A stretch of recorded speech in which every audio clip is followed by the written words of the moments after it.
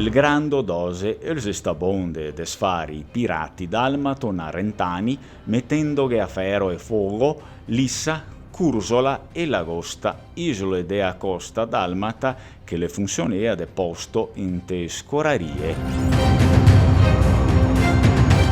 Ed è così che il dose Orseolo II torna trionfante a Venezia.